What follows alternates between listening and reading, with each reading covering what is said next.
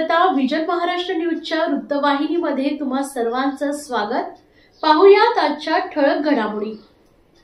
वर्तकनगर प्रभाग समिती अंतर्गत ठामपाच्या योजनेअंतर्गत अडथळा ठरत असलेल्या बेकायदेशीर पत्त्यांचा क्लब बंद करण्याचे आदेश देऊन ठामपा आयुक्त यांना सदर माहिती देऊन अनधिकृत बांधकाम असल्याने ते निष्कासित करावे अशी मागणी काँग्रेसचे ठाणे शहर जिल्हा अध्यक्ष विक्रांत चव्हाण यांनी केली आहे। वर्तकनगर हद्दीतील नाक्यावर म्हाडाच्या भूखंडावर लबडे नावाच्या व्यक्तीने जमिनीचा कब्जा करून मोठ्या प्रमाणात अनधिकृत बांधकाम केले आहेत। त्यातील एका बांधकामांमध्ये पत्त्याचा रम्मी क्लब सुरू असून तो सध्या विकी सावके व पापा सावके नावाचे दोन बंधू हा क्लब भाड्याने चालवतात। सद्यस्थितीत सदरहून भूखंड हा म्हाडाने ठामपाला हस्तांतरित केलेला असून या भूखंडावर ठामपाने पीपीपी तत्वांवर पुनर्बांधणीची योजना सुरू केली आहे। सदर योजनेअंतर्गत विविध प्रकल्प बाधितांचे पुनर्वसन करण्यात येणार आहे। त्या योजनेअंतर्गत या क्लबचे बांधकाम बाधित होत आहे।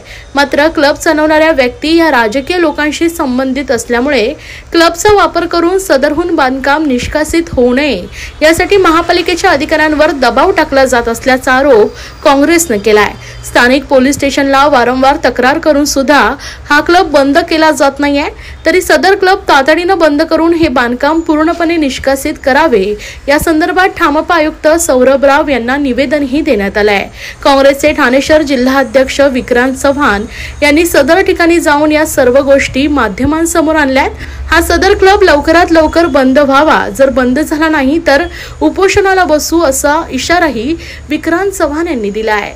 ज्या भूखंडावर मी उभा आहे हा भूखंड आहे 404 सर्वे क्रमांक, हा तहसील मधली नोंद, आणि हा भूखंड आहे 214चा 1 व 2। हा भूखंड वर्तकनगर शॉपकीपर सोसायटीचा आहे आणि हा मागचा भूखंड म्हाडाचा आहे।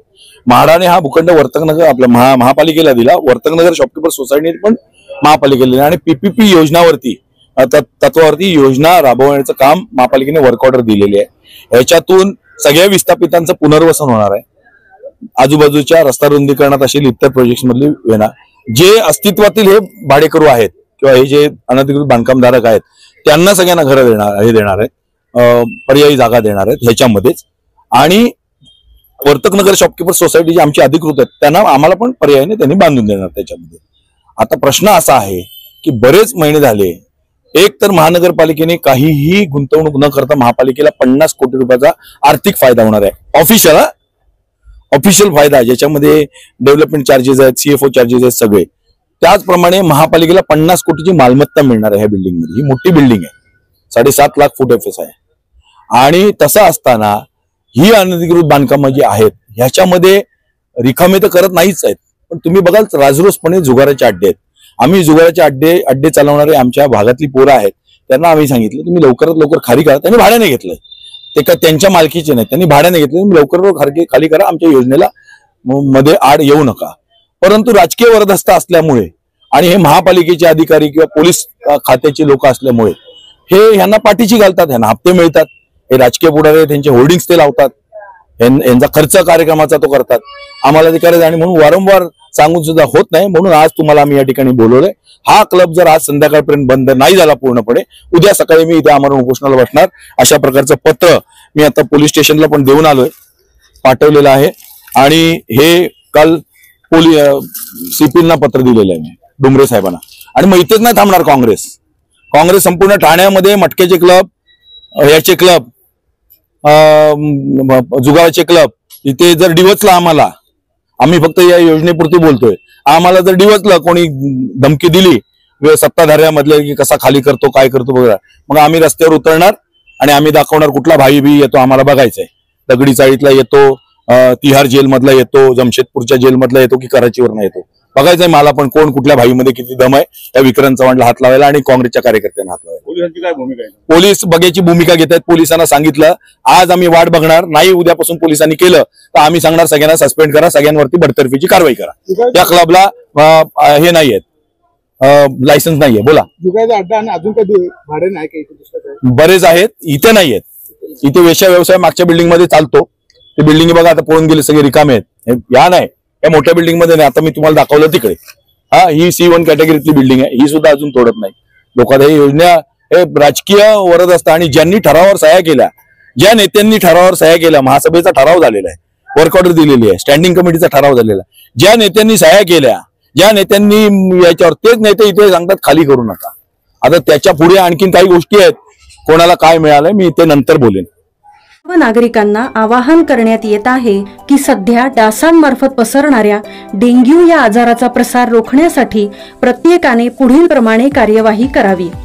डेंग्यू आजार एडिस इजिप्ती हा डास चावल्याने होतो. या डासांची पैदास साचलेल्या किंवा साचवलेल्या स्वच्छ पाण्यामध्ये होते. 8 दिवसांपेक्षा जास्त दिवस पाणी उघडे व साचून राहिल्यास त्यात डास अंडी घालतात. अंड्यांच्या अळ्या तयार होऊन पुढे डास तयार होतात. यासाठी आपल्या घरातील पाणी साठे, उदाहरणार्थ बॅरल्स, पिंपे, टाक्या, हौद, रांजणे इत्यादी दर आठवड्याला रिकामे करून घासून पुसून कोरडे करून पुन्हा भरावे. 1 दिवस कोरडा दिवस म्हणून पाळावा. पाणी साठ्यांना घट्ट झाकणे बसवावीत किंवा जुनी साडी, चादर, धोतर यांनी बांधून झाकून ठेवावीत, म्हणजे डास त्यात जाऊन अंडी घालणार नाहीत. घराच्या गच्चीवर, आजूबाजूला, अंगणात कोठेही पाणी साचू देऊ नये. भंगार सामान उघड्यावर टाकू नये, उदाहरणार्थ टायर्स, प्लास्टिक सामान, कुंड्या, टाकाऊ वस्तू इत्यादी. अशा सामानात पावसाचे पाणी साठून त्यात डेंग्यूच्या डासांची पैदास होते. घरातील कूलर्स, फ्रीजच्या पाठीमागील ट्रे हे देखील वेळोवेळी कोरडे करावेत. लक्षात ठेवा, नुसत्या फवारणीने डास घनता कमी होत नाही, तर त्यासाठी डास पैदास ठिकाणे नष्ट करणे ही आपल्या सर्वांची जबाबदारी आहे. कोणताही ताप अंगावर न काढता जवळच्या शासकीय रुग्णालयात मोफत औषधोपचार घ्या. अशा प्रकारे नागरिकांनी सहकार्य केल्यास डेंग्यूचा प्रसार रोखणे सहज शक्य आहे. महाराष्ट्र राज्याचे उपमुख्यमंत्री व शिवसेनेचे मुख्य नेते एकनाथ शिंदे यांच्या विशेष निधीतून खासदार नरेश म्हस्के यांच्या मार्गदर्शनाखाली माजी नगरसेविका शर्मिला पिंपळोलकर गायकवाड, शाखा प्रमुख रोहित पिंपळोलकर गायकवाड यांच्या अथक प्रयत्नाने ठाण्यातील कोपरी सिद्धार्थनगर येथे आराध्य दैवत शिवछत्रपती शिवाजी महाराज यांच्या स्मारक निर्मितीच्या कामाचा शुभारंभ मोठ्या उत्साहात संपन्न झाला. शिवसेना महाराष्ट्र राज्य सचिव राम रेपाळे यांच्या शुभ हस्ते हा सोहळा संपन्न झाला. कोपरीमधील तसेच सिद्धार्थनगरमधील तमाम शिवभक्त व नागरिकांची गेल्या अनेक वर्षांपासूनची ही मागणी होती. अखेर ही मागणी पूर्ण झाल्याने सर्व शिवभक्तांमध्ये व नागरिकांमध्ये उत्साहाचं वातावरण होते. तसेच यावेळी शिवसेना महाराष्ट्र राज्य सचिवपदी राम रेपाळे यांची नुकतीच नियुक्ती झाल्याने राम रेपाळे यांचा जाहीर सन्मान करण्यात आला. शिवसेना कोपरी विभागाचे सर्व शाखा प्रमुख, उपशाखा प्रमुख, पदाधिकारी, कार्यकर्ते व अनेक मान्यवरांनी उपस्थित राहून राम रेपाळे यांना पुढील वाटचालीसाठी शुभेच्छा दिल्या. तसेच शिवसेना सिद्धार्थनगर शाखेच्या वतीनं सत्यनारायण महापूजा संपन्न झाली.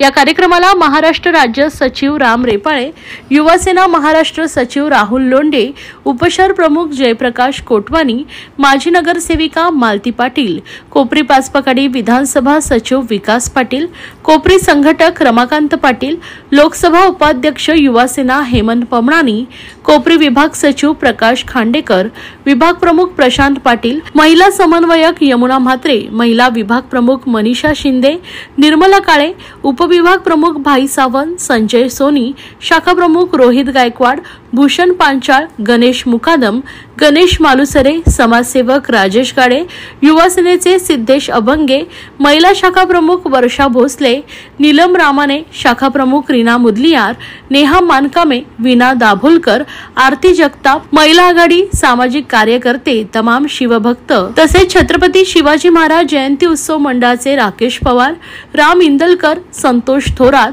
शिवभक्त तसेच महिला आघाडी सर्व कार्यकर्ते, पदाधिकारी व स्थानिक नागरिक मोठ्या संख्येने उपस्थित होते. आज कोपरी विभागामध्ये सिद्धार्थनगर शाखेसमोर नगरसेविका पिंपळोलकर मॅडम यांच्या वतीने छत्रपती शिवाजी महाराजांच्या स्मारकाचं भूमिपूजन झालंय आणि त्याचबरोबर मी सचिवपदी माझी साहेबांनी नियुक्ती केल्यामुळे आज कोपरी विभागामार्फत आज माझा सत्कार आयोजित केला होता आणि सर्वच 11 शाखेत मिळून हा सत्कार सोहळा आयोजित केला होता आणि सगळ्या शिवसैनिकांनी भरभरून प्रेम केलंय. आता सत्कार सोहळे 22 तारखेपासून चालू आहेत, परंतु आता प्रत्यक्ष कामाला सुरुवात करायची आहे. म्हणूनच सर्व शिवसैनिकांना मी आज आवाहन केलं आहे की महाराष्ट्रामध्ये कार्य करत असताना आपल्या सगळ्यांची आतापर्यंत जशी साथ होती तशी भक्कम साथ शिवसेना पक्ष एकनाथ शिंदे साहेबांच्या मार्गदर्शनाखाली आपण जे काम करतोय त्यासाठी राहावी.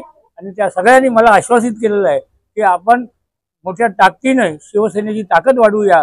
आणि म्हणूनच मला पूर्ण खात्री आहे की आता महाराष्ट्रामध्ये काम करत असताना आपला विभाग पहिला भरभक्कम असावा आणि त्या दृष्टिकोनातून इथून सुरुवात झालेली आहे. आणि आता संपूर्ण महाराष्ट्रामध्ये आदरणीय शिवसेना पक्षाचे मुख्य नेते एकनाथजी शिंदे साहेब यांना अभिप्रेत असलेलं काम या महाराष्ट्रामध्ये आपण उभं करूया. नमस्कार, मी नम्रता. विजन महाराष्ट्र न्यूज मध्ये तुम्हा सर्वांचं स्वागत. ठाण्यातील नौपाडा परिसरातील गावदेवी मैदान येथून आपण लाईव्ह आहोत. काही दिवसांपूर्वी या नौपाडा प्रभागातील माजी नगरसेवकांनी ठाणे महापालिका मुख्यालयासमोर एक अनोखं आंदोलन केलं.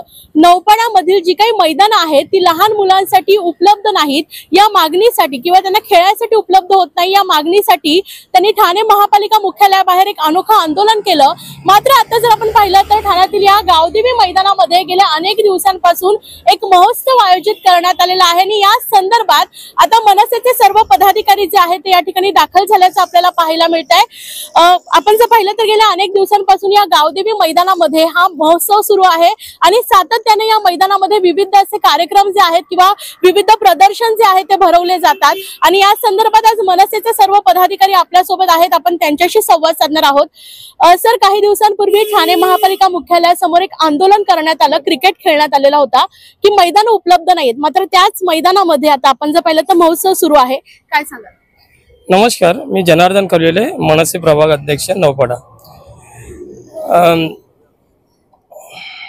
गेल्या महिन्यात एक साधारण मला वाटतं 22 एप्रिलला एक बीजेपीचे पदाधिकारी माजी नगरसेवक सुनेश जोशी व मृणाल पेनसे ताई त्यांनी अनोखं आंदोलन घेतलं महापालिकेच्या गेटवर क्रिकेट खेळून की गावदेवी बचाव आणि ते गावदेवी रिक्त राहावं खेळाडूंसाठी, विद्यार्थ्यांसाठी. परंतु तसं काय होत नाही. त्या आंदोलन अतिशय उत्तम होतं त्यांचं आंदोलन की खेळाडूंना ते मैदान रिक्त राहिलं पाहिजे, खाली राहिलं पाहिजे खेळण्यासाठी. परंतु त्यांच्याच आंदोलनात त्यांच्याच आमदारांनी केराची टोपली दाखवली आहे. वरती बघितलं तर तुम्हाला आंबा महोत्सव दिसतोय. सन्माननीय आमदार संजयजी केलकर यांनी ते आयोजन केलेलं आहे. तर आमचं मत एकच आहे प्रशासनाला, महानगरपालिकेला, की हे मैदान भविष्यात येणाऱ्या काही याच्यात की हे मैदान 14 एप्रिल ते 10 जून या दरम्यान कुणालाही भाडेतत्वावर देऊ नये ही आमची मागणी असेल प्रामुख्याने. भाजपचेच माजी नगरसेवक आंदोलन करतात आणि त्यांचेच आमदार या ठिकाणी महोत्सव आयोजित करतात, कसं बघताय? हेच मी म्हणते ना, त्यांच्याच माजी नगरसेवकांचं जे आंदोलन आहे त्याला केराची टोपली त्यांच्याच आमदारांनी दाखवले ना. त्यांना मान्य नाहीये, म्हणजे ते त्यांचंच ऐकत नाही तर सामान्य जनतेचं काय ऐकेल ते. नक्कीच जर आपण पाहिलं तर ठाण्यातील गावदेवी मैदान या ठिकाणी मनसे आता आंदोलन करताना आपल्याला पाहायला मिळते. जे काही मैदान आहे ते लहान मुलांच्या खेळण्यासाठी उपलब्ध व्हावं अशी मागणी आता मनसे करताना पाहायला मिळते. जे काही एप्रिल ते जून हा कालावधी असतो तो लहान मुलांच्या सुट्टीचा कालावधी असतो आणि या कालावधीत ते मैदान उपलब्ध व्हावं अशी मनसेची मागणी आहे. मात्र त्यांच्याच नगरसेवकांना त्यांचे आमदार केराची टोपली दाखवतायत असाही सवाल जो आहे तो आता मनसेने उपस्थित केलेला आहे. त्यामुळे येणाऱ्या काळात हे मैदान उपलब्ध होणार का हे पाहणं आता महत्त्वाचं ठरलंय. Vision Maharashtra news, Thane.